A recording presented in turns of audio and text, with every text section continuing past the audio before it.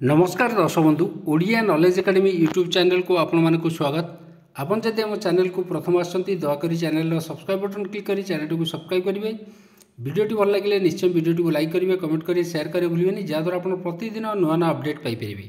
तो आसन देखिए आज गुरुत्वपूर्ण खबरटी जो थी कि आम देखा राज्य अर्थ विभाग प्रस्तुति बैठक घन घन बैठक चली जो थी कि कर्मचारी मानी मुख्यमंत्री माननीय मुख्यमंत्री मोहन चरण माझी बड़ घोषणा करेंगे। तो से विषय में आम आलोचना करवा। दयाकोरी वीडियोटी को शेष पर्यंत देखिए जहाँद्वारा आप संपूर्ण खबर विषय जानीपर। तो चलतु डेरी नक आरंभ करिए आज खबरटी। आपन जानते कैबिनेट अप्रूव होगापर जो एकीकृत पेंशन योजना जो यूनिफाइड पेंशन स्कीम अच्छी लागू नहीं 1 मासर अवधि रही आउ मात्र 1 मास बा एप्रिल मसरे लागू हम। मार्च मास आरंभ होला। अर्थ विभाग अर्थ विभाग राज्य अर्थ विभाग पक्षर प्रस्तुति जोरदार आरंभ होती जो थे कि आनुषंगिक कागजपत्र कार्य शेष करने को निर्देश रही। तो से विषय में आम आलोचना करवा। तो आप जानते जो एकीकृत पेंशन योजना को आगामी एप्रिल 1 ओडिशा रे लागू हम। जो यूनिफाइड पेंशन स्कीम अच्छी ओडिशा रे लागू हम। जब राज्य सरकार गत फेब्रुआरी 8 रे कैबिनेट बैठक में निष्पत्ति लेते से अर्थ विभाग पक्षर प्रस्तुत जोरदार आरंभ होती। धार्य समय मध्य आनुषंगिक कागजपत्र शेष करने को मुख्य शासन सचिव निर्देश देते जमापड़ी। जो थी कि आम देखा ओडिशा दिवस में मुख्यमंत्री मोहन चरण माझी ए नुआ योजना को सार्वजनीन करेंगे जोटा कि राज्य कर्मचारी जो मैंने अच्छा से लागू हम। फल राज्यर लक्षाधिक जो सरकारी कर्मचारी उपकृत होते।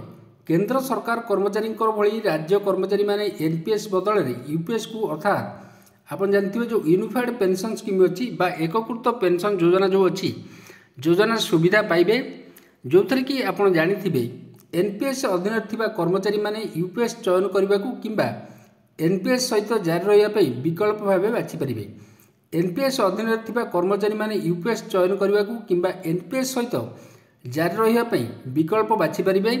सर्वनिम्न आप जानते 25 वर्षर सर्वनिम्न योग्यता अर्जनकारी सेवा अवधि पाई जो आप मिनिमम जोटा कि 25 वर्ष योग्यता अर्जनकारी सेवा अवधि पाई अवसर पूर्व 12 मास मिलता हाराहारी मूल दरमार पाखापाखि 50% हार पेंशन मिल एवं सर्वनिम्न जो 10 वर्ष आप चाकरी कले चाकरी अवधि ठारू आरंभ कर 25 वर्ष पर्यंत चाकरी अवधि क्षेत्र में पेंशन अनुपातिक हिसाब से मिल।